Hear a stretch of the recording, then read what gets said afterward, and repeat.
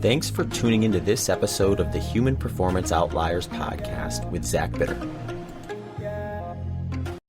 All right, everyone, welcome back to another episode of the Human Performance Outliers podcast. I am your host, Zach Bitter, and today I have a guest interview for you. Today's guest is Steve Magness. Steve Magness is someone who I've followed for quite some time, and he has definitely influenced both my training and racing as well as coaching approaches throughout the years. So I was really excited to get him on the podcast and chat about some of that stuff. For those of you unfamiliar, Steve is got a lot going on. He's an author of a few books. They are Do Hard Things, Peak Performance, The Passion Paradox, and The Science of Running. He's a performance coach. He works with athletes, entrepreneurs, executives, as well as serves as consultants on mental skill development for professional sports teams. He's the co-creator of The Growth Equation, which is an online platform dedicated to understanding and practice of performance and well-being. He also hosts or co-hosts a couple of podcasts. They're the Growth Equation podcast and On Coaching podcast, where he's joined by Jonathan Marcus. If you're interested, check out any of that stuff. It's all worth your time. His most recent book is Do Hard Things, which is one of the topics that we talked about today, as well as his training methodology, things like where is the line that we should draw with all the different like technology and gadgets we have available to us now? When is it appropriate to maybe push a little harder, or even just how do you define hard as it becomes individual in terms of dedicating what you're going to do with your time and energy in terms of your pursuits and things like that. We also talk about a variety of other things, including just his training methodology in general, as well as an article that he wrote in The Atlantic that dives into just categorization of sports and kind of why we have those there and what he sees kind of maybe the potential outcome of all of that. So I hope you enjoy this one. I had a blast talking with Steve. I would definitely consider it one of the goal guests that I've been able to get on the podcast going forward. Before we get rolling, though, there are a few episodes that have not been released yet that I just recently put up on the show Patreon page. Those include an interview I did with Christian Morgan. And Christian Morgan was an interesting guest because he's what I would call a long trail ultra marathon runner, where he's done things that are really lengthy. So he's got the second fastest time on the Appalachian Trail, which is over 2,000 miles. And it was I believe his time was like 44 days, 4 hours and 54 minutes or something like that. So imagine that, like being out there for, well past a month time, just chipping away at this 2,000 plus mile trail. Had him on to talk about just his experience with that, because he's done it more than once and he's heading back out soon to do another attempt. And I'm always interested in that when you do something that's that big, doubling down and doing it again or multiple times, because it's just like you sort of have this thing where it's a huge project. It is, there's going to be uncertainties and things like that. But if you've done it already, you've sort of faced the demon, so to speak, and you know exactly what you're getting yourself into. And sometimes that little bit of like ignorance is bliss, I think, early on in some of these big projects, or the first time with some of these things, can be sort of helpful to get you to, actually believe you can do it to some degree. So it was kind of cool to talk to Christian about his stuff, as well as some of the other kind of long trail folks out there that are doing things like the Appalachian Trail. That one is up on the show Patreon page for those of you interested in getting at it a little earlier before it gets released on all podcast platforms. Also up on there is the podcast episode I did with Dwayne Scotty. Dwayne is a physical therapist and PhD.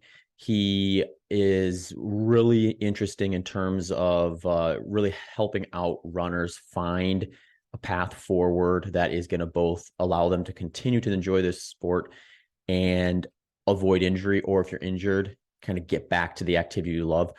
One stat he shared on the podcast episode that I kind of knew, but was, continually surprised by, is like 9 out of 10 runners get injured at some point. So it's almost a question of if, not when.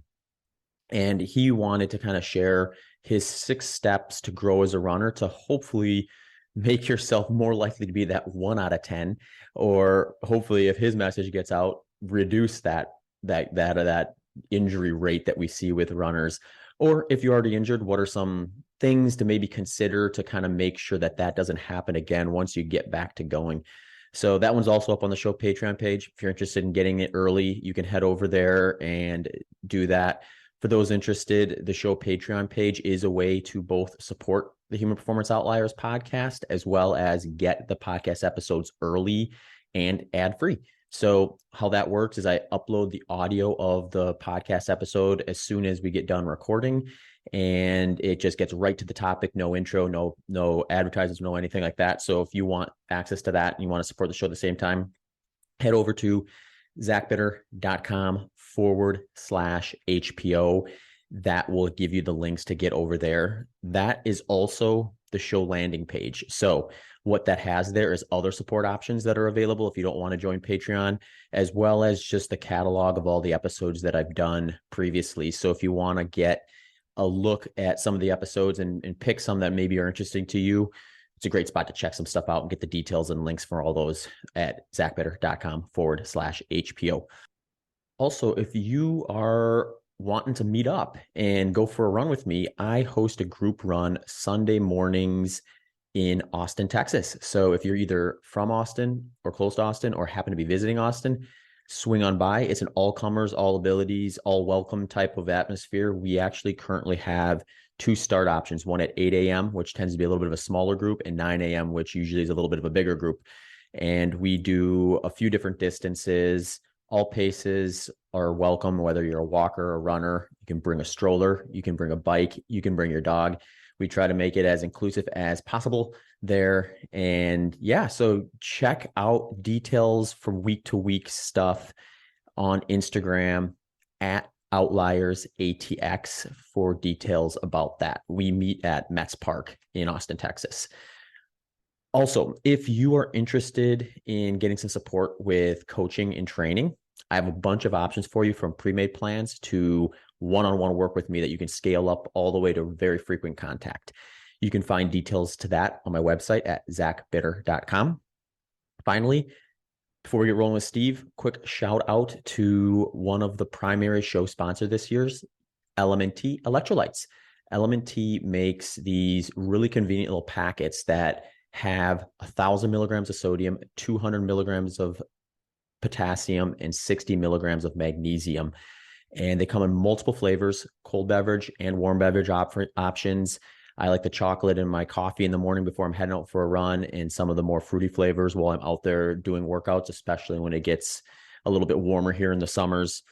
During races, I'll mix that in with my water to make sure I'm getting the right concentration of electrolytes and water. For me, based on my sweat test, I lose 614 milligrams of electrolytes for every liter of fluid loss. So I try to blend mine to match that. If you're interested in checking it out, they are currently doing a promotion where you get a free sample pack with your first purchase. So what that allows you to do is try out all their options and find out, is there one or two maybe that you really like better than the others and is worth adding to your training or racing routine. And to get that, all you got to do is let them know that you came from here, which is just going to drinklmnt.com/HPO. Links to that are also in the show notes, as well as the show sponsor page, which is just zachbitter.com/HPO sponsors. All right, everyone, welcome back to another episode of the Human Performance Outliers podcast. I'm here with Steve Magness. Steve, thanks for taking some time and coming on the show. Thanks so much for having me. Really looking forward to the conversation. Yeah, I have to just give you and I guess Rich Roll a plug before we get rolling here, because I listened to that episode in preparation for this and thought you guys did both did an amazing job, kind of like laying out your background, your experience with the Nike Oregon project, and kind of everything that kind of brought you to where you are today. So hopefully we can add to some of that content here, and then I can just push everyone over to that podcast too to check it out and kind of get a little bit more of a detailed deep dive into your history and things like that, if they're open to it, because I think it was such a well done episode.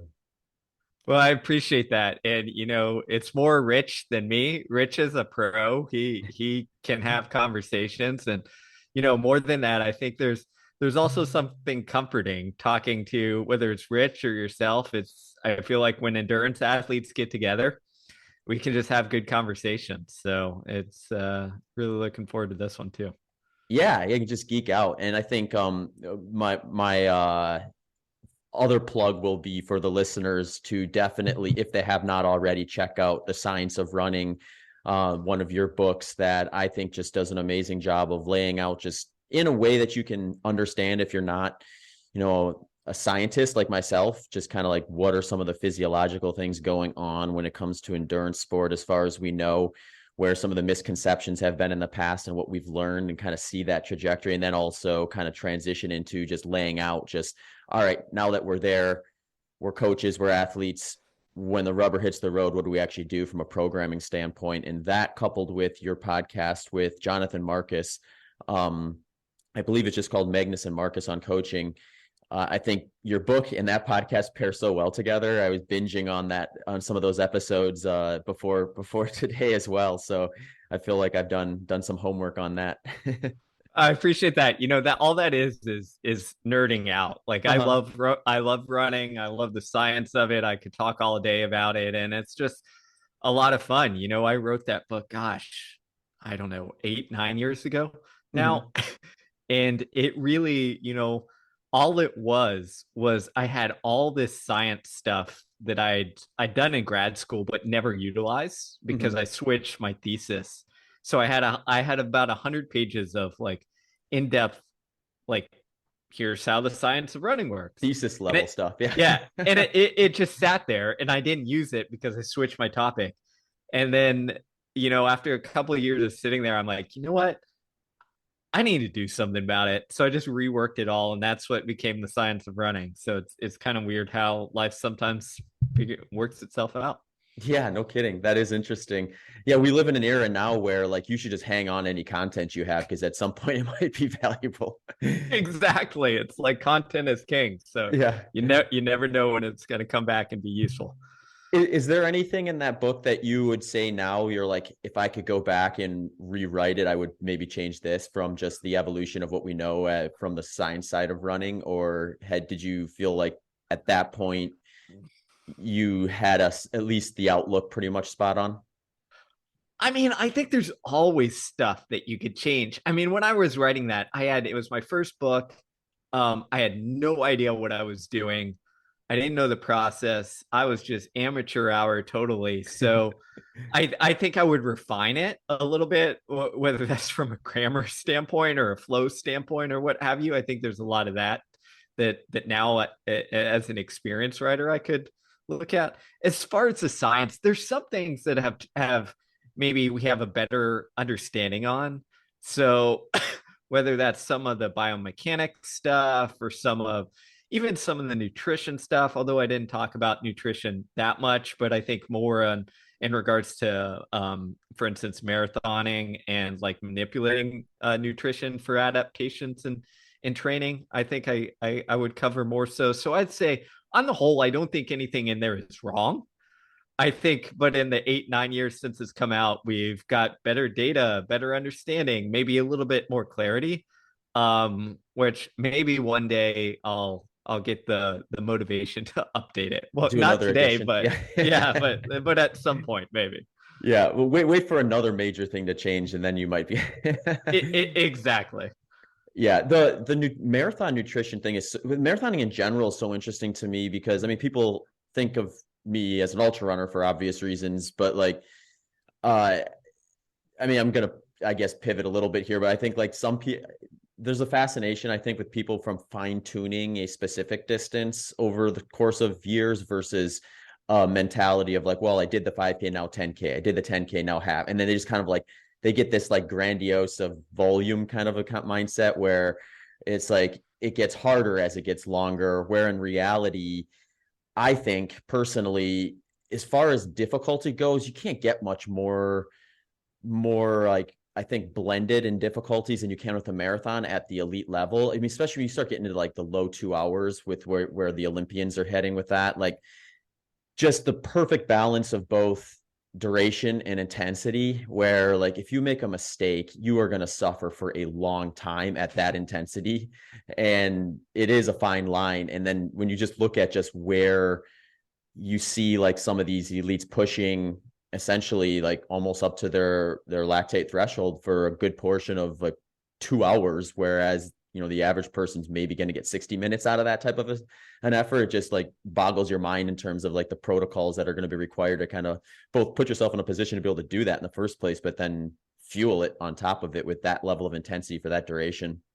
Yeah, it's really this fascinating kind of distance, and that's why I love talking about it and love coaching it. Is you the gap between like the the wiggle room to have something go wrong is getting smaller and smaller. Mm-hmm. Right. And you mentioned it right there. It's like almost the lactate, the gap between marathon pace and lactate threshold at that elite level is like minuscule, right? Mm-hmm. For novices or even going back 30, 40 years ago, like you had a little space where it's like, like, if I get my pacing a little bit wrong, or going back to, I don't know, the Frank Shorter days, like, as long as I drink some flat Coke during it, like I'll be all right. And I think now we're in this spot where it's like there's very little margin for error on all sides. And that's where I think I'm just astonished and amazed by athletes like Eliud Kipchoge, who, you look at his marathon record of like, I don't know, 18, 19 marathons, and he's essentially had one subpar marathon during that entire career. And that subpar was still like a 207, 208 marathon. But everything else has been like crush, win, win, win. And to see that is just astonishing because, I'll give a story actually. When the first athlete I ever coached to the marathon was Sarah Hall. Mm-hmm. And Sarah had come to me and said, first through the steeplechase, we started working together. Her husband, Ryan, was still competing. And then she goes, you know what? I want to move to the roads and try them out. And she had a lot of success. We were dabbling between track and road. She had some good success at the half marathon. This is way back, maybe 2015. And then she says, all right, I want to run my first marathon. And I'm like, okay, I've never coached a marathoner. I was more on the track focused at then. So I sat down with Ryan. We have all these conversations, like we're like tag teaming, like the training and stuff like that. And I think it's going really well. And leading into our first marathon, Ryan's getting excited and he's like, Sarah's gonna crush it. Like her workouts are so good that like I think she can set the American debut record. And in my head, I'm like, well, if Ryan Hall's telling me this, like it must be true because he knows the marathon. Yeah. And we get to the LA marathon. She goes out, everything's great. Then at like mile 17, 18, just complete fall apart. Just goes from running, I don't know, sub 230 pace, ends up running, I don't know, 245 or something, like just blows up. And that's the marathon at the high level. And that's why it's like Sarah was phenomenal shape. I saw it, like Ryan Hall, one of the best marathoners in history, is telling me this. And you get that line a little bit wrong, and even if you're in great shape, like it just can go disastrously. So that's like the fun of the challenge of it for me. Yeah. You kind of your story kind of provided a good transition point, I think, into a topic that I'm interested in, and it was one I believe you and Marcus talked about a bit on one podcast, and it was just this mentality of distance runners in the United States versus what we see internationally. And, a race like that you described about Sarah, you have that sort of an experience. I think in the US running culture, at least historically, perhaps this is changing, and perhaps Sarah is probably one of the reasons it would be if it is like this idea of like, okay, you made a small mistake at a very elite, very fine razor's edge level. So we still know you're fit. We still know you're capable. Let's get back on the horse and just like before we throw out everything we did to prepare for this and, decide that we failed, just find the next spot and then go for it again and have a little bit more of a relaxed attitude about a bad race result versus it being like the end all be all. I'd love to hear your take on like that within like US distance running now and if there's any signs of that maybe becoming kind of a little more of a, like, I guess the East African trend where they can seem to shake off a bad race and then, show up down the road and just crush it and not be overthinking some of that stuff beyond what we sometimes do. Yeah, I'm glad you brought this up because the continuation of that Sarah Hall first marathon story is that 3 weeks later, she decides to run world cross country championships and gets 19th or 20th, a really good finish for her after a really tough marathon. And I think that's what you're starting to see is for years, especially, when I was growing up and competing, the US kind of had this idea of it's essentially the race is the test. And if you fail the test, it means you're not fit and you gotta go back to the drawing board, start the class all over again and wait for months to try again. And what, as you correctly put out, is often if you look at the East Africans, and Sarah brought this to me as well, is she kind of put it one time when she was talking about an East African. She saw an East African who was better than her in most races just fall apart, have a horrible day. She talks to the East African after the race, and she said, the East African said, "Next time it will go better. I will set world record." And for Americans, we're like, wait a minute, we'd be in our feels what went wrong? How do I bounce back? This is a disaster. Maybe I need to change coaching. And I think what you're seeing more often, we're led by Sarah, but a bunch of athletes, is the realization that sometimes things go wrong, but losing isn't the end all be all. It's not self-defining. If we can get back on the horse and give ourselves another shot, often we can create some great things. And I'd also argue that this used to be the style in America. If you looked at marathon greats like Bill Rogers or whoever who would just, get back on the horse, race a bunch and use their fitness. But I think for whatever reason, we kind of got into this spot of almost protecting ourselves because, who wants to see themselves fail? And we take it personally and what have you. But the better tactic is lose well and then get back on the horse. Mm-hmm. It's really interesting, and it brings me to actually another topic that I find really interesting. Just listened to you talking about this yesterday, actually, and it resonated me because I think about this a lot just based on my own trajectory through the sport of running. And it is this kind of global, national, and local kind of lens that we sometimes view ourselves in throughout. And we're, especially nowadays with social media and on internet and things like that, you can be, if you're a talented middle school runner, high school runner, you may have national, international eyeballs on you. I think of myself at that age, I didn't even know enough about running to have any clue as to what a global expectation would be, a national. I barely even knew what a state expectation would be until I was midway through high school. So and to me, it's some people may look at them well, man, if you could have gotten started early, maybe you would have been able to do this and the other thing. I look at it if I taken it seriously at that age, I wouldn't be doing this. I would be living in Wisconsin doing whatever I would have been doing otherwise. Because it's not that would have been a horrible scenario, but it just would have been a different scenario. And I think it's a lot of that's just this access to information and things like that, where, I mean, I was never good enough to be anywhere near an Olympic caliber runner. So had I ever thought that was a potential, or someone had put that seed in my head at an early age, it might have been so overwhelming that I gave up on the sport altogether versus kind of taking my experiences as they came and then ultimately find ultra running. And yeah, what are your thoughts about that? I think this is one of our biggest, modern society problems is we've moved from a local world where, like you, when I was in middle school, I had no idea. All I knew was here's how I compared to my buddies in PE class or in the your little area where you get the random track or cross country meets.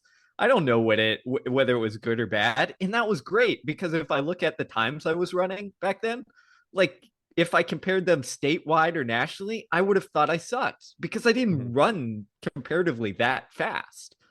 But because, the world was local, I could say, you know what, I'm pretty fast. I'm pretty good in the school. So I guess I'll keep doing this running thing. Mm-hmm. And I think now where the comparison can instantly jump to, well, nationally, this is how I compare. Or if I go on Instagram or Strava or whatever have you, it puts me right in the spot. That really dissuades us. And actually, there's some wonderful research that shows that if we look at um, kids or young athletes who develop what they call fear of failure, where you're no longer like doing it because like you enjoy it or striving to win. You're just like so paralyzed because you're like show up on the starting line and it's, well, what if I lose? And you don't take risks, you don't push yourself, you don't find out how good you are because failure paralyzes.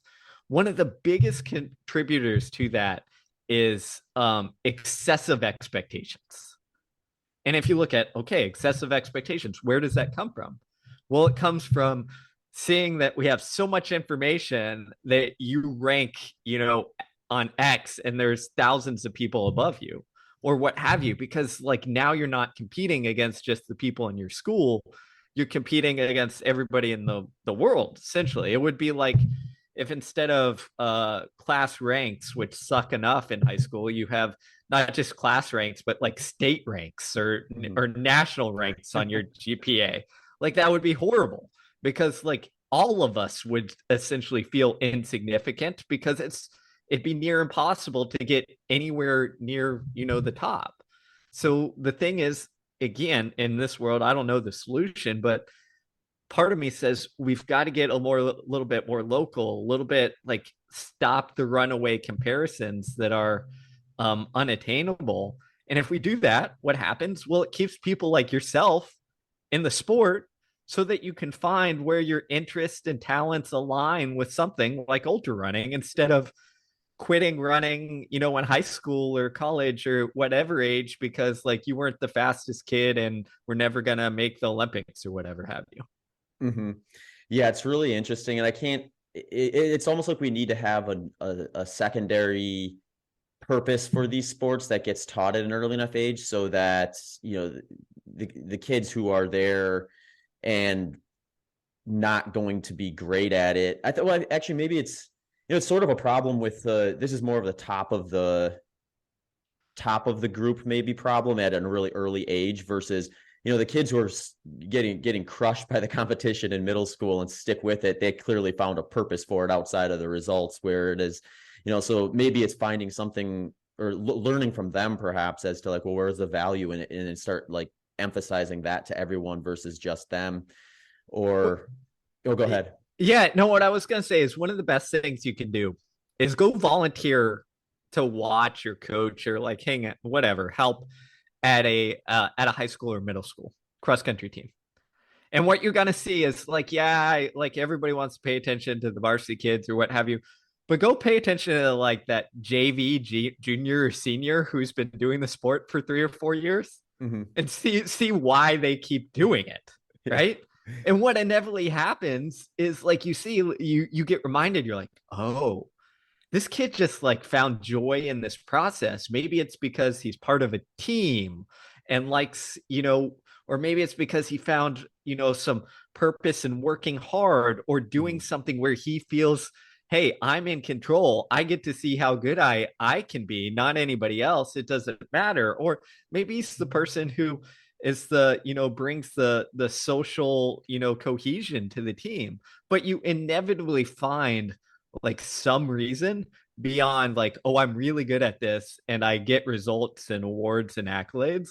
And I think reminding ourselves of that, can often bring a better, motivational outlet because chances are like at some point we had the same kind of like, that's why we got into sport or whatever hobby is like, it wasn't because, I'm going to get paid to do this or I'm going to, win whatever award. It's because like we enjoyed it for some other reason. And often we kind of lose that. And often if we're successful and there's data on this, we get even more pulled towards losing that and towards the shiny objects because we confuse that with the actual reason that we enjoy the sport. Mm-hmm. Yeah, it's really interesting. It's like, and I do see more of this now. It's like even within like the top end of the field in ultra running, where it's like this big question: well, discover your why. And it's like your why probably shouldn't be to win every race you enter, or even a race for that matter.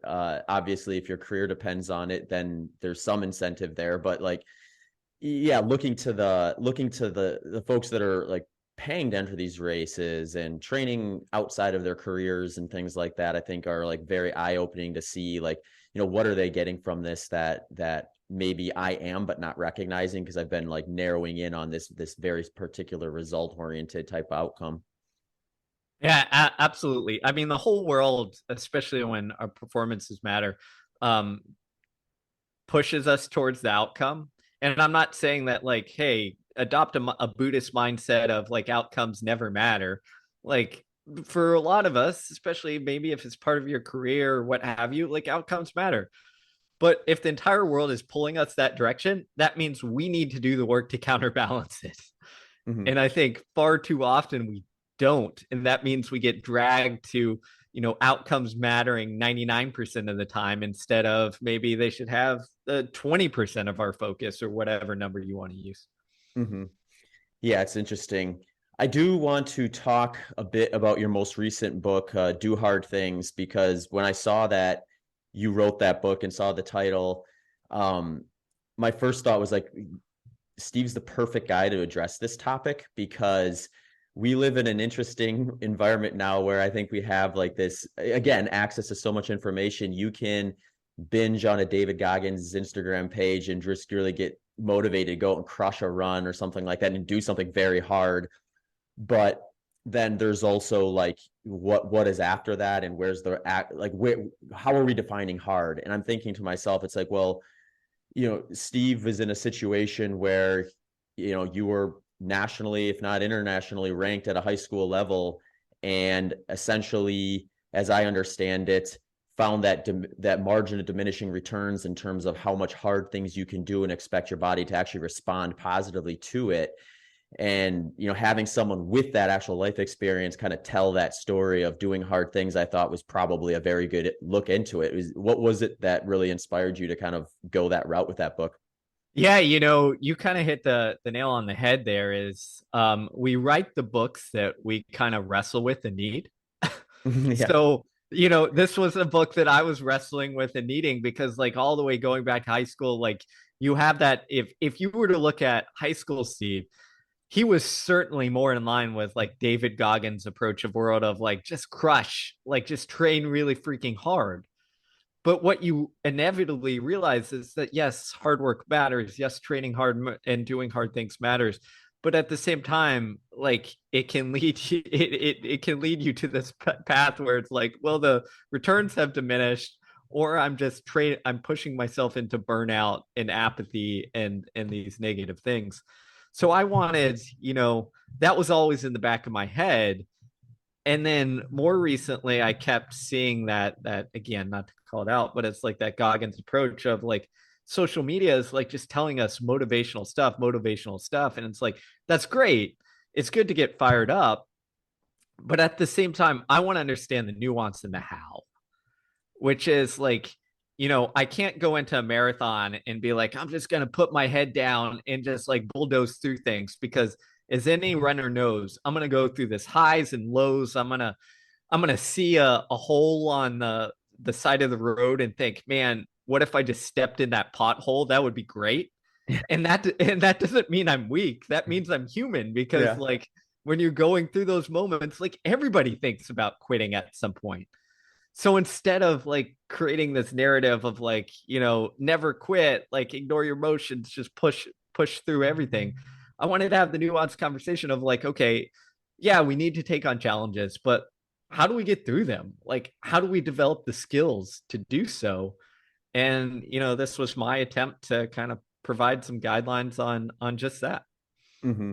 Yeah, and it's interesting too, because like someone who sticks with something long enough, and then if they do any self-reflection, they'll recognize like there's an evolution of hard across that timeline, where what was hard for me when I first started running would be like, almost off-season level training at this point, versus what I would do now in terms of trying to drive an actual stimulus on top of a couple decades of running essentially. So like I find that just it's just an interesting topic as well, because of just the idea of like what is hard for one person may be impossible for another person at that moment in time, but given enough time, maybe not. And then finding that balance, which kind of brings in just the whole training approach of like stress, stimulus, and what adaptations are you actually looking for?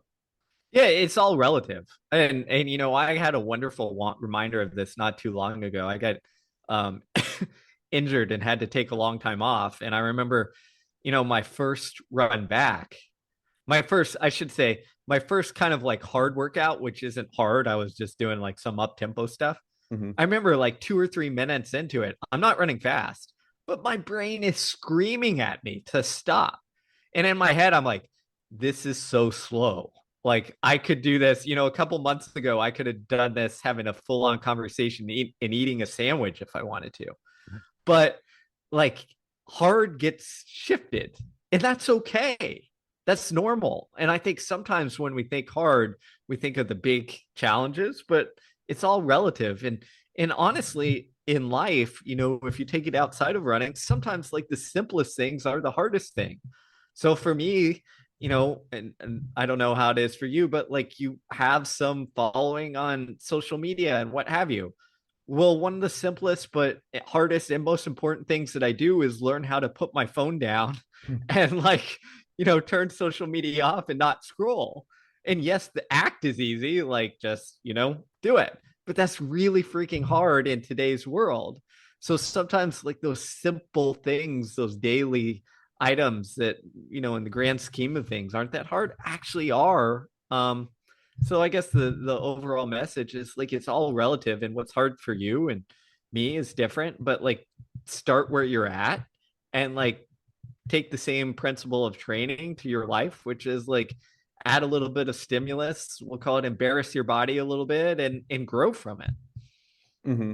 Yeah, yeah, that's perfect. And I think it brings up a topic that I find really interesting too, which is just like the strengths and weaknesses of any given runner versus a different runner, and how they may be quite polarizing from one person to the next, and ultimately can maybe dictate both what is hard within the everything you're going to do to prepare for a given race, and kind of how you end up coming up with that balance of, you know, where is hard enough at this given type of workout versus another one, which ones can I maybe lean into and on paper maybe look more heroic to the average person, versus something where it's like, well, I got to really start slow here, I might get injured or end up spending too much of my training load in one session where it takes from a future session and things like that. And one topic I heard you talking about was just this idea of like, we tend to get in this mindset and training methodology of like kind of compartmentalizing certain procedures into certain parts of the season, like off season, base building, like development, and all this stuff that goes into like, and then ultimately like peaking for whatever distance you're doing.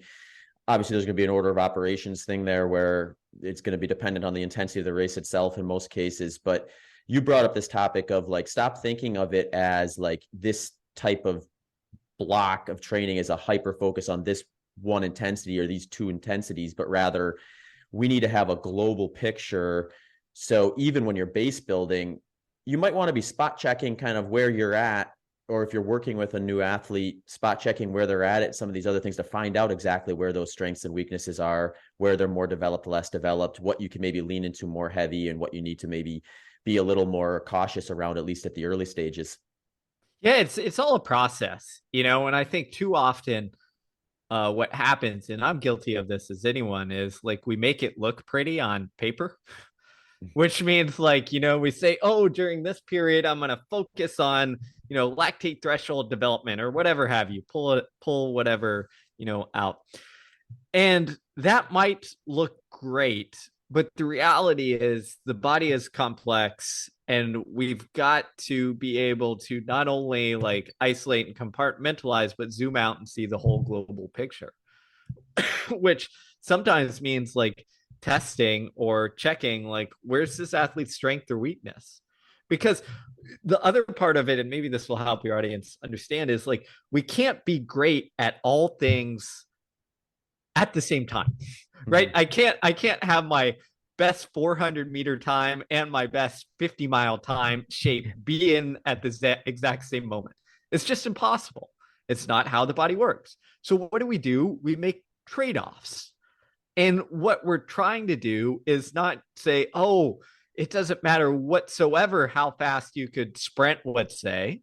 For a distance, it might matter a little bit. It might matter a good amount for a 1,500 or a mile. It might not matter as much for a marathon or ultra marathon, but it still matters just a little bit, right? Because we got to have some gap between what we're capable of running fast and what we're capable of running steady.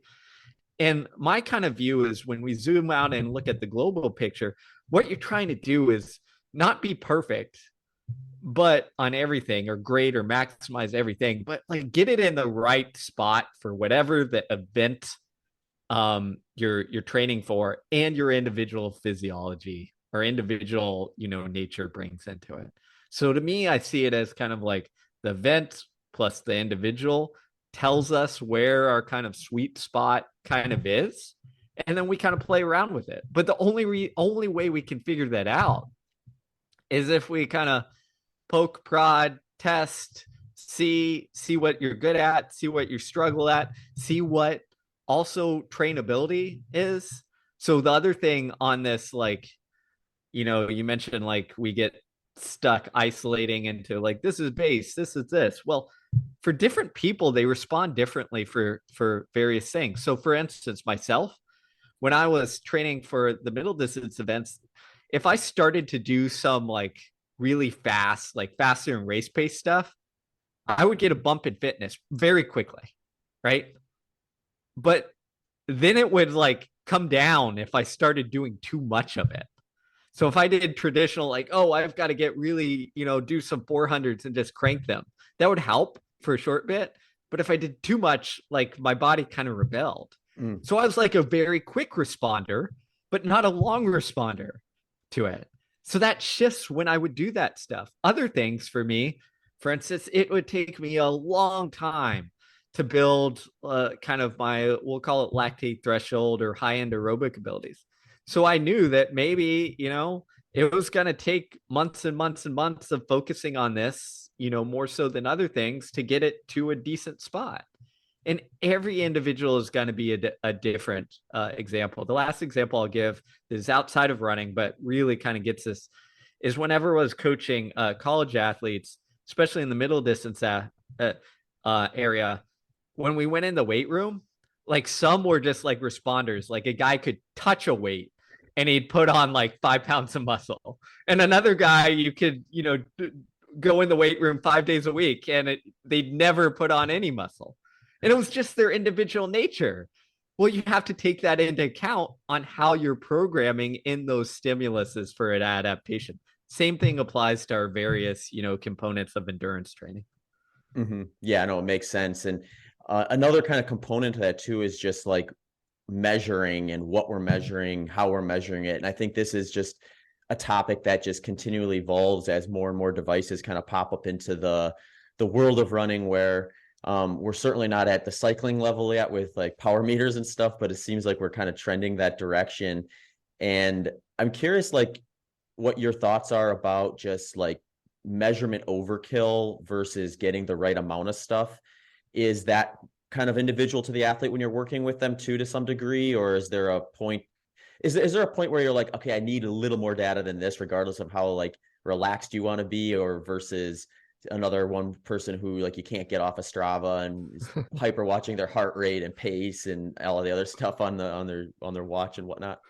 Yeah, there's two things that come to mind. First is we pay attention to what we measure.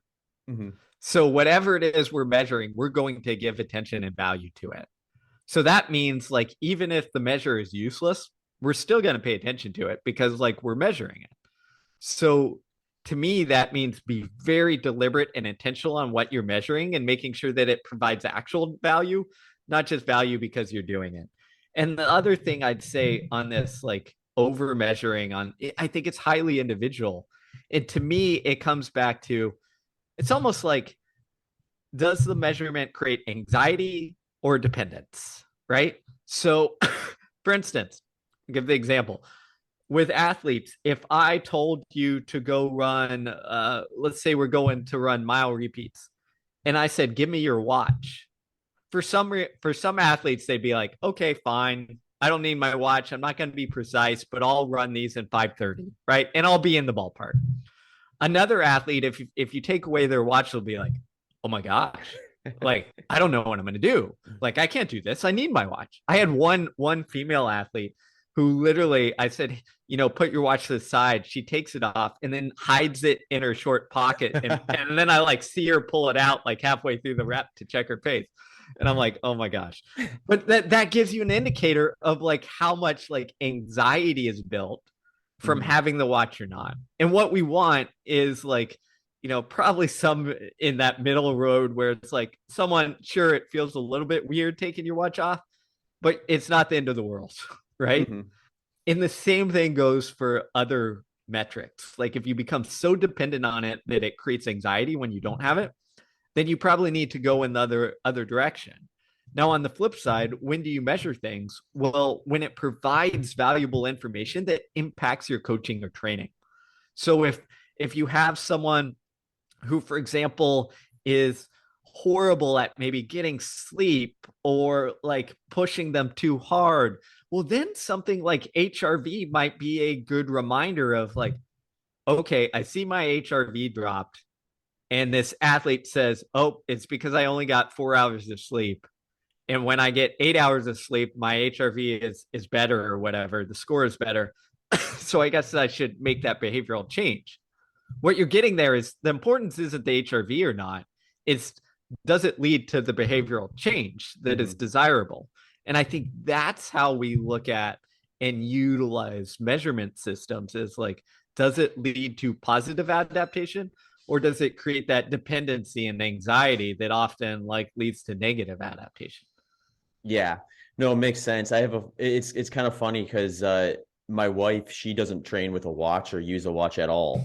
And she's just gotten, I mean, she has in the past, she's been running for 30 years. So it's like her understanding of efforts across the spectrum is so precise. It's funny. I'll go and do a workout with her sometimes and just tell her kind of what we should be targeting. And then I'll kind of like, I won't like pace it so that I can see if she's like how accurate she can get. And it's like, it's pretty phenomenal to the point. Like, I mean, she's doing ultra marathons, which I think is a little more, I mean, perceived effort is probably even more valuable in a event that has that long of duration because there's so many things go wonky in terms of the data feedback you're going to get when you're like beyond 3 hours and things like that. But for her, it's like, it kind of simplifies that process to a degree because she just knows like, at the start of a race, it doesn't really matter who goes out at what pace because I know what it feels like to run for 10 hours in a sustainable way versus 15 hours, whatever it happens to be. And she can just tune that up because it's so finely tuned from just years and years of practice of that. But it was interesting because during the pandemic, when all the races were canceled, she's like, well, I think maybe I'll just train for a marathon for the fun of it because it's different. It'd be good to get some speed work in my legs before picking kind of whatever race is next. And then it got to a point where it's like, yeah, I could probably use a little bit of data here and there. And I was like trying to guide her. So I'm like, yeah, I could use some of that data too to help kind of steer the direction as to what we do next or how we do things. I love that because it's like use the data when it's useful. And then like when you feel good about it, like you don't have to. And the other thing I'd point out there is that your wife's ability, like it is a skill that we all can develop. And I think that's what's often missing is it's not like she woke up and is magically in sync and knows the effort levels for whatever ultra pace or race or what have you. It's that she trained it by listening to her body for a really long time. And if we over rely on the data, what that does, is it prevents that learning and understanding. So that's why, whenever I was coaching college athletes, one of my favorite things to do was to send people out for a tempo run without a watch is like an indicator of how well does this person understand how to run by feel. And you'd say, hey, go run this effort or this pace. And if they were wildly off, that tells you like, okay, this person needs to train like that feeling and learn what it feels like. If someone's relatively close, you can say like, okay, like they're kind of like your wife. They can dial in at this effort. Like it's not a big deal. The watch isn't going to get in the way or the data isn't going to get in the way that much because like they've already developed and honed this skill. Yeah. It's really interesting. I think when I'm coaching athletes, one thing I always try to share with them early on is like, let's see if we can get perceived effort to be your most reliable guide. And we're going to use these other tools to help you understand that better if you don't know it already. So it's like using heart rate and like pace over duration for like a controllable environment and things like these are all great data points that I like to move to post workout eventually so that it's something we can reflect on and kind of tease out where that stuff is. But I always feel like we've accomplished something when I can send out an athlete for like a threshold run or something like that. And even if they have a watch on, they look at it and it predicts they're going what they're supposed to do. And they could just tune out to it if they needed to and be just fine. I love that. And I think you're spot on. And, I was really fortunate in some ways, unfortunate in others. But like when you grow up outside of Houston, Texas, and you run in the summer when it's hot, humid, and horrible, Yeah. what happens is all your data points go out the window. Mm-hmm. So I remember in high school, we'd have some sort of like steady run. And if we looked at our watch, we'd be like 30 seconds a mile slower than when it's cool. And all you do is you get depressed. So you'd stop looking at your watch. And then you'd be like, oh, I'll look at my heart rate. Well, you look at your heart rate and it starts out normal, but because of the humidity and your body inability to cool itself, like by the end, it's like near max, even though you're going steady. So you had to force yourself. It almost like forced you to like hone that perceived effort. And I think that hopefully you don't have to deal with the crazy heat and humidity, but giving yourself some room to do that is great. And then utilize the data afterwards, as you said, as that feedback, that learning mechanism where you say, okay, this is information. It's not the dictator. And I think that's the key. Yeah. It's funny. I grew up in the Midwest, lived in Wisconsin. That's where I ran high school and college, track and cross country. And it was like clockwork every fall when the humidity would break. Everyone's running 15 plus seconds a mile faster. And like you in high school, it's like you might knock a minute off your 5K time. And yeah, everyone's like, oh, wow, I just like hit this nice new level of fitness. Like, no, you just got a better environment and it happened. I know it's not linear, but it's a little more linear than that. I love that. My high school coach, after I was done, said the same thing is, the best thing about cross country is you go from horrible, humid, miserableness. And then once the weather breaks, it's like you get that PR. Yeah. And because all the kids are like, the workouts are working. Look how much faster we get, and you assign it to the work when in reality it's like, oh, the weather. But what that does is it gives you that confidence, and you go into the championship season being like, I'm peaking perfectly. And it's like, nah, man, the weather got better. Yeah. It's a perfect, it's a perfect spotlight on the level that just confidence and motivation actually plays into performance almost above and beyond a lot of this other stuff that like we think are very, very based in science. And it's like, obviously that stuff's important too, but like just the fact that like I remember this like it was yesterday, like you'd hit that new standard and then you didn't run slower than that going forward because in your mind, you had unlocked that was achieved. It was no longer this brick wall that you couldn't get through. And like so much of that, obviously the weather is a play in that specific example, but I wonder how much improvement is also after that point too, just like having that confidence boost of knowing like, oh, when I do this work, I get this result leads to just like, more PRs down the road when you've renormalized where your potential is at. I think that normalization process is so important and not talked about enough. And we've all gone through it, right?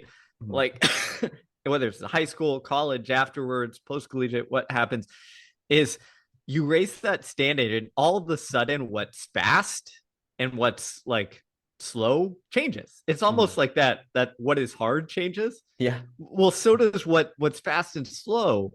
And what happens is all of a sudden, and sometimes it's like within a couple weeks, you're running mile repeats at 5-minute pace. And then all of a sudden your idea of slow and fast changes. And now 450 is normal and 5 minutes feels slow. Mm-hmm. And you'd be like, oh, I'd never run slower than this anymore. and my athletes would often tell me that they almost, one of them called it like the floor gets higher, right? Mm-hmm. Because they're like, you know what? If I show up on a race day and even if I feel horrible, like I still can run this because Yeah. that's not that fast. And I think that's such an important shift mentally that occurs that allows us to kind of, perform up to our capabilities. Yeah, that's an interesting way to look at it. Like when your bad days are still pretty good relative to your norm, then that's a level of confidence that's hard to match.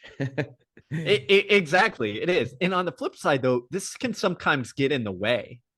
So, for instance, when you set a goal that is, maybe difficult, but it's kind of challenging to get to, sometimes it becomes a barrier because you've set up the standard of like, this is fast, right? And we'll use it. Maybe you say like a 3 hour marathon. You're like, this is fast. This will get me to Boston or what have you. And you chip away, and you end up not getting it because in your mind it's still fast, right? Mm. And part of training is convincing yourself that like that 3 hour marathon, like, yeah, it's hard, but like it's not actually that fast. Like I'm capable of this.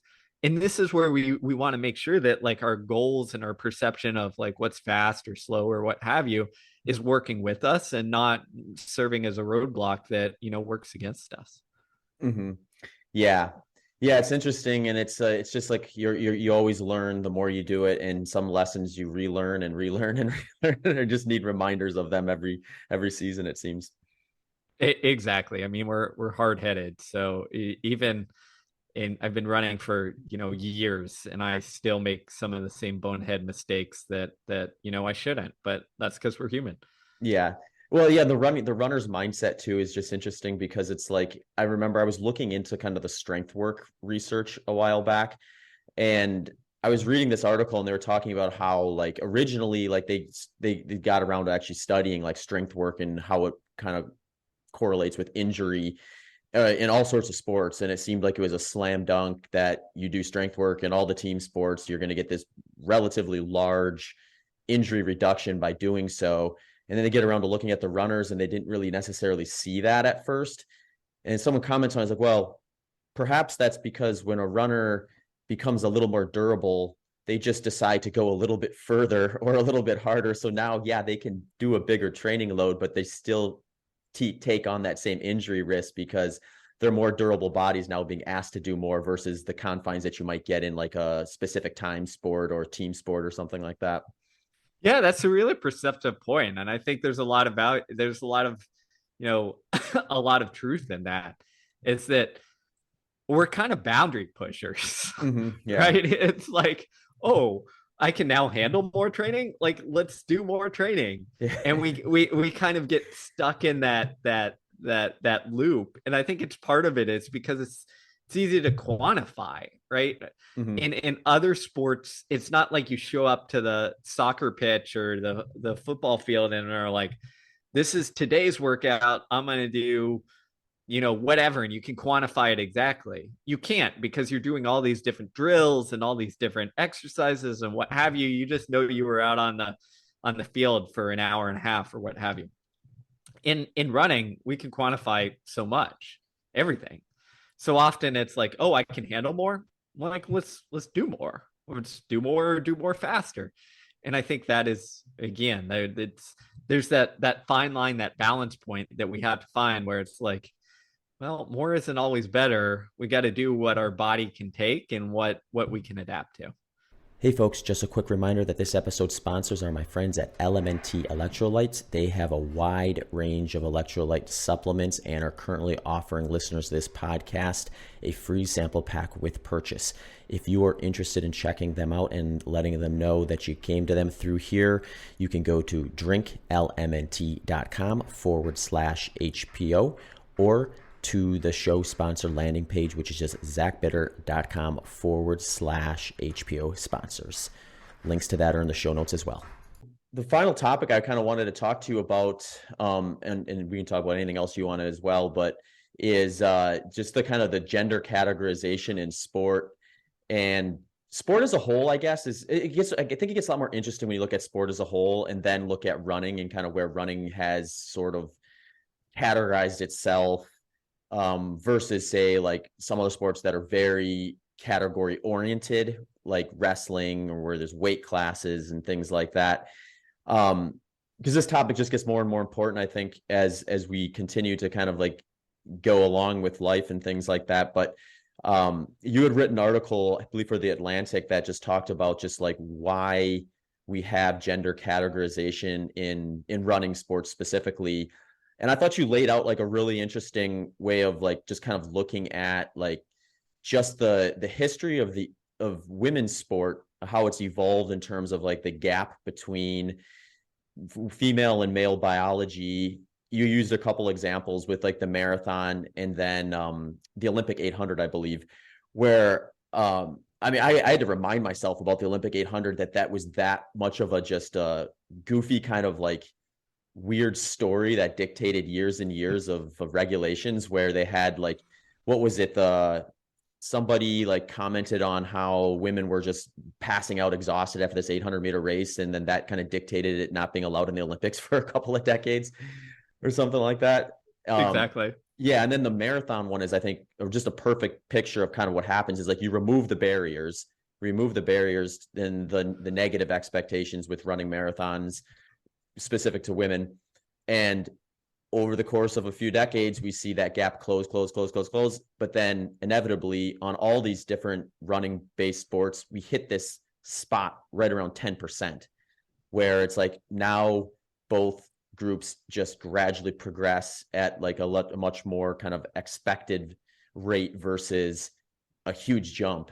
And it seems to kind of always hit that spot, regardless of whether it's a long endurance event or, you know, the sprinting stuff or anything like that, which is kind of like a clear biological difference between the male and the female biology, in my opinion. So then it's like, we have that information. What do we do with it? And it becomes kind of a topic of, is it something that we can suppress if we need to? Is it something where we just need to like completely overhaul the way we categorize sports in general, add third categories, fourth categories, fifth category?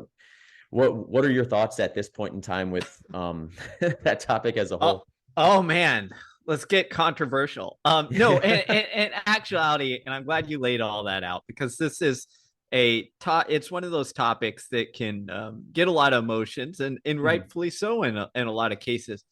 But my point in that article, and my point is, I think we have to start with accepting like the reality of the performance differential biology. And you laid it out there, but to expand on that is, regardless of, when you look at any sport that is essentially, you know, easy to classify in terms of like outcomes, like running or cycling or lifting weights or like something very general like that, that gap exists, like from the best of the best male to the best of the best female, there is a gap. And you know, way back in the marathon example, there was actually some research studies when women got that barrier to come down, they were improving a lot faster than men. And there were some studies that were like, women are closing the gap. They're going to pass. They're going to pass. And what happened is that didn't happen, not because the women didn't try or like weren't training hard enough, but because there's different biological capacities that contribute to performance that just happen to make it where men on, you know, at the highest level are about roughly 10%, you know, faster. And that isn't sociological, anything like that. Like it's we're very clear on this is like a biological differential based on the contributors to performance. We could look at lungs, VO2 max, all that good stuff. But what that's really important, because I think we have to start from there. Because if we don't acknowledge that, then we're not talking on the same level playing field.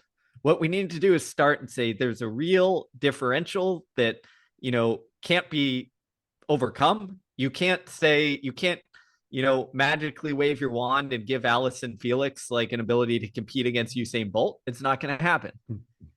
So what we need to do is acknowledge that. And then we can have the conversation on so what, which is the second part that you just said. What does that mean? Well, I think we can hold two things at once. We can hold that there's a biological difference in terms of performance, which means if we got rid of all categories, women wouldn't have professional sport because they'd be ranked, I don't know, in track, maybe like 400, 500 in the world or what have you with their times. So that's not fair. That's not a good thing. I think women's sport obviously brings a lot of very good things to the world, and is a amazing outlet. So I think we obviously need that. So we can't just say get rid of all categories. Um, Instead, we have to ask, okay, how do we balance this reality of need for women's categories to allow women's sport to flourish, to show what they can do, all that good stuff, while at the same time acknowledging that, there is a need for inclusion in what I'll call edge cases, not edge cases to minimize, but if you look at the overall population, it's a very small number of people, whether we're looking at intersex or DSD athletes or trans athletes or what have you. That population is relatively small. And I think, I don't have the great solution for it. It could be adding other categories, like using the Paralympics model. So one of my good friends kind of brought this up, is they've like Paralympics solves this by having different standards in different categories that allows athletes to compete, because they realize we want people to compete. So we're going to create venues for them. That's a possibility. There's other possibilities saying like, well, where does this matter? I've heard the argument, this matters at the elite level. It matters at maybe, the competitive level, which could include winning a state championship or something. But does it really make a difference if all men and women are running together at the, Joe Blow invite in the 4th division of the JV category? I mean, you could argue it does. You could argue it doesn't. I don't know. There's more nuance there, right? Mm-hmm. So again, I don't have the answer, but I think what's getting in the way is we can't have these conversations, because we can't even agree with the first part that say, hey, these biological performance differences are there. Like, we can't just wave a wand and say, oh, they're sociological, let's ignore them. Instead, we have to wrestle with the hard thing, which the wrestling with the hard thing is, we want competitive balance and fairness and allow women to flourish, but we also want sport is great because it gives everyone an opportunity to compete and to be who they are and express their talent, fitness, determination, all that stuff. So how do we make sure we have some space for people to do that, while also protecting, the competitive space as well? Mm-hmm. Yeah, no, I think what you said is very well put. And yeah, it's like it seems to be an issue that sort of has, like, since we, as far as I can tell, kind of started without acknowledging to some degree, or maybe we acknowledged it originally, but then kind of pivoted from it in some scenarios, to the point where we have governing bodies like putting down protocols that are based in presumably some research, but like very little research, because there just isn't a lot of it and it's not necessarily clear. So we're extrapolating things out, or maybe it's kind of like what we were saying before, when with the topic of like, we find something we can measure, we own in on that, we watch that. It's like we decided testosterone was the thing to measure, so we just zone in on that. If we can suppress testosterone, we're good to go, because we're not going to consider anything else. And the more you kind of unpack that, the more kind of, I guess, the more like things that kind of contradict one another start popping up. Because like, when I think of just the doping control situation with sport, it's like, if someone gets popped with testosterone, they're looking at a 4-year suspension. So what do you think? Maybe 50% of the people think that it should be a lifetime ban versus a 4-year suspension. But if you believe a lifetime suspension for some testosterone usage is based in science, because they maintain some of that physiological advantage from that round of testosterone that they use, or EPO that they used, or whatever it was that they were using, it's really hard to make the argument backwards the other way, that where like you have biological male puberty, it's like you can't reverse that either. So like, if we're looking at lifetime bans versus 4 years, like, where do you draw this? Like, so then I guess what I'm trying to say is, then we come up with these regulations of like, you need 1 year of testosterone suppressing hormones in order to be able to compete. And then that's like, then people ask, well, why is it 1 year for that and 4 years for this? Do these even matches? Is apples to oranges? And then it just becomes like, I think we end up arguing about things that are sort of like besides the point to some degree, instead of actually trying to address the situation the way you described it, which is, here's what we know. What do we need to do to change in order to try to make this work versus leaving another group completely out? And I'm glad you brought up the testosterone example, because that was a attempt, I think, at a compromise of a simple solution to a complex problem without a lot of research and data behind it, where they realized, and the basic gist of it is this. So if we think, again, I'm going to give a basic example. If we think, okay, maybe there's a 10% gap or whatever. Well, if we suppress testosterone, how far does that get us down? Well, maybe to 6%, maybe 5%. It also varies based on individual, right? And in sport, right? So some sports is changing because, if in a, and we know this, right? We know that like different events or sports are dependent on different biological contributors. So one, testosterone might matter a lot more. Taking away impacts it a lot more. Another, like maybe economy or efficiency or whatever, matters a lot more. So for example, in, I don't know, archery, like the gap between males and females is very small generally, because like it's not a sport that's dependent on physical strength, whatever. There's a little strength in pulling the bow, I guess, but it's not dependent on the things that separate male and female performance as well. So I think that's where we get into this big complexity here. And sometimes we get lost in that. And we just need to zoom out and be like, okay, here's the reality in most situations. Like what actually matters? What are we trying to do?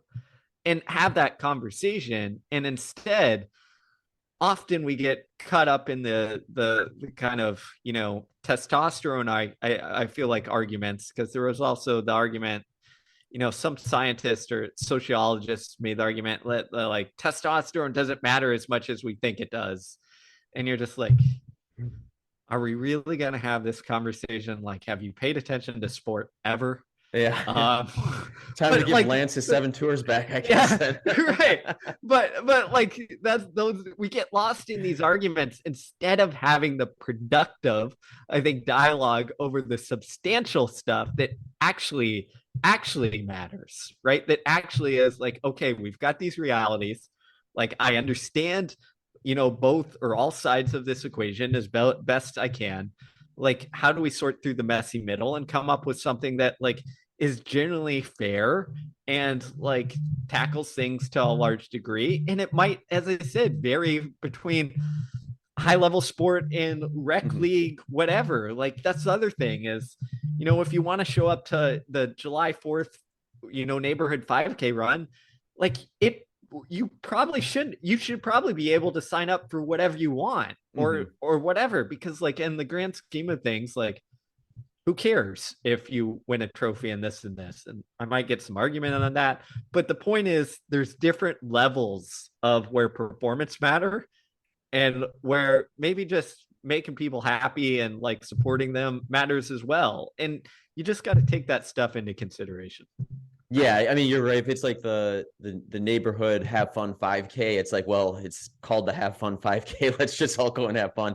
Versus, right. Yeah, the NCAA championships or the Olympics. These are two different conversations to some degree.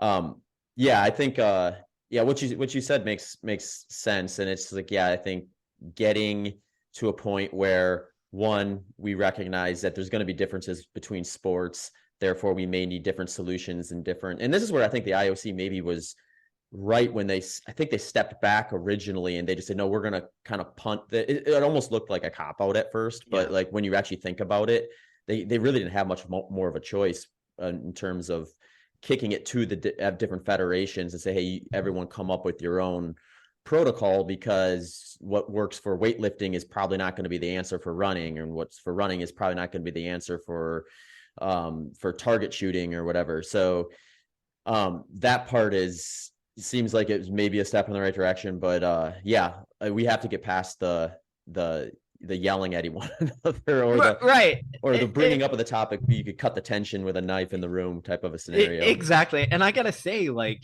I wrote that piece for the Atlantic, and I had, gosh, I don't know, 5 or 6 friends read it and go over it and over it, because like I want to be very clear and almost very narrow on the point. And I did that because I realized, and I talked to others who had just got lambasted for even going into this, saying anything in this field, even if they were all on the science. And even that, I got a bunch of, DMs and emails and whatever, calling me all sorts of crazy stuff. And that's fine. It doesn't matter. But that's part of the problem. Mm-hmm. If you read that Atlantic piece, like, there's nothing controversial in it. Like, I essentially outlined performance differences exist. This is what it is. I don't know what the solution is, but we got to acknowledge this so we can wrestle with the actual difficult thing. But even in that, like, I got a lot of like, negative feedback and a lot of positive feedback. But the problem is, when controversial things like this occur, is we got to be able to have the conversations without yelling, screaming, or calling people names, or like insinuating they're the worst person in the world, because that's the only way we can get a decent solution. Because dialogue between all sorts of parties is how you get solutions. And I think a large part of this problem is that we can't have the dialogue. Mm-hmm. Yeah, no, it's definitely interesting. And when I brought it up publicly in the past, I think, like, my experience has been fairly similar. Like, I didn't write an article for a major publication, so you probably saw a lot more than I did. But just the bringing up of the topic, even in casual like threads or things like that, is you can definitely tell that there's a level of discomfort that just comes along with it. And yeah, we need to get past that. And then the one thing I did learn that I thought was kind of interesting, I hadn't really thought of originally when I first started, because when I first started thinking of this topic, my mind went straight to just the competition, like the fairness side of things, and like, how do we do that? And looking at it kind of more just specifically through that lens. And someone brought up to me is like, this is like a different worldview, I guess, than what I would have had, what I have. And it's just like, maybe we don't really need that. And like, is it easier just to say like competition where we compete to see who's the best in the world? Is that something that we should just give up on so that we can be more inclusive and have it? And I think there's probably a lot of potential unforeseen consequences with that, in terms of just like what happens if we remove competition from everything. But now we're on to a philosophical question, I guess. And it's like that.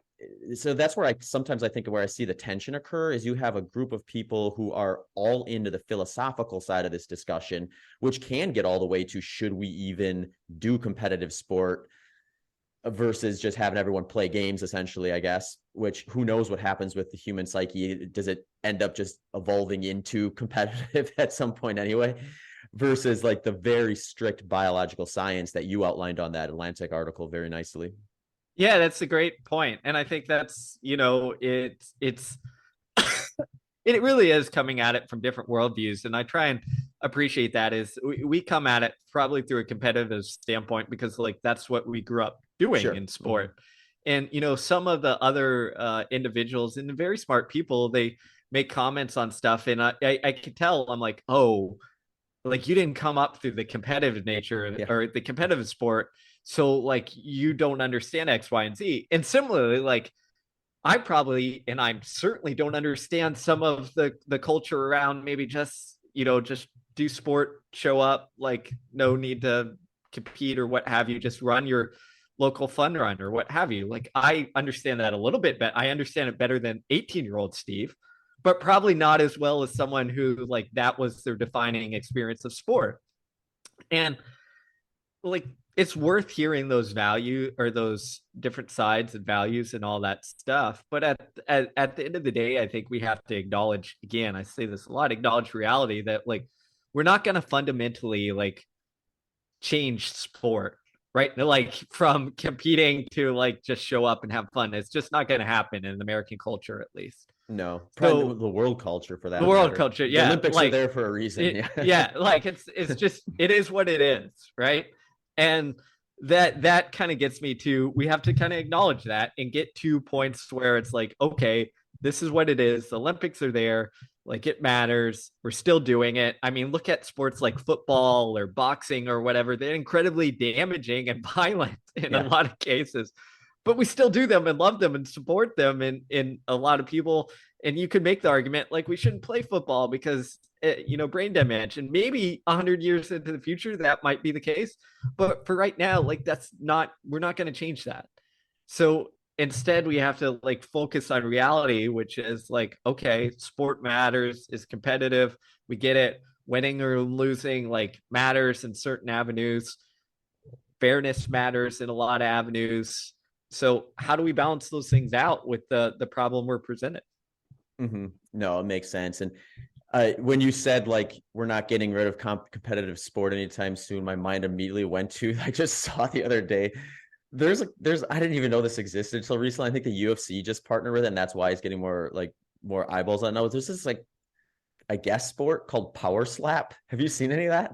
Oh, I just saw that show up on Twitter, I think. It's like you just think of just like the last decade or so of where the NFL has just basically like bent over backwards at this point to try to make sure that they don't get nailed with like, and part of this is their fault too, but it's just like, they're trying to kind of like evolve that sport to the point where now they don't have a situation where all their former athletes are dying incredibly early and have all kinds of traumatic brain issues and things like that. And then here on the other side is this sport where you're literally just winding up and slapping a person straight in the face. No defense. Like the whole goal is that they don't try to stop you from slapping them. I was just thinking to myself, I was like, okay, well, if people are willing to do that, like, yeah, we're not stopping it anytime soon, as far as I can tell. No, that's a great point. I mean, it's not. So I think, again, it's like, you just got to acknowledge that and have that conversation, figure out things the best way forward. Yeah. Well, Steve, thanks a bunch for being generous with your time. Before I let you go, first, if there's anything you want to bring up or share, we can certainly do it. But I do want to make sure folks have a chance to find out where they can access any of your content, books and podcasts and all that sort of stuff. Yeah, no, thanks so much for this conversation. I loved all the tangents and different places we went. It's fun to have conversations like this. You can check out my books, Do Hard Things, Science of Running, all the others, anywhere you buy books, Amazon, all that stuff. And then on social media, on Instagram and Twitter, I'm at Steve Magness. And then you can see all my stuff at stevemagness.com, which will link to everything else I do. Perfect. Well, thanks again, Steve. Thanks so much, Zach. Thanks for tuning into this episode of the Human Performance Outliers podcast with Zach Bitter. Hey folks, thanks for checking out this episode of the podcast. For those of you who are regular listeners, you'll likely know I'm also a professional endurance athlete and coach. If you're looking for a little extra help with your training and programming, I do offer individualized coaching options where you can work directly with me one-on-one. I'll personalize your plan and even scale it up to email collaboration and regular consultations. You can also access either of those on their own if you just want to contact me as you're navigating your fitness journey. I also have some ready-made plans. The ready-made plans follow my coaching philosophy, and they scale from 5 kilometers all the way up to 100 miles and come in 3 different levels. So whether you're a beginner, intermediate, or advanced, I've got something for you there. And most recently, I also just added a Strength Athlete's Guide to Endurance program, which will help someone who is primarily a strength athlete who wants to either do an endurance event for the fun of it, bolster up their cardiovascular fitness, or just try something out, try something new. So those programs are built to be able to supplement a strength program so you won't have to give up on your gains in the gym while you're going after some running or endurance related fitness goals. You can find all those things on my website at zachbitter.com. Thanks for checking out this episode.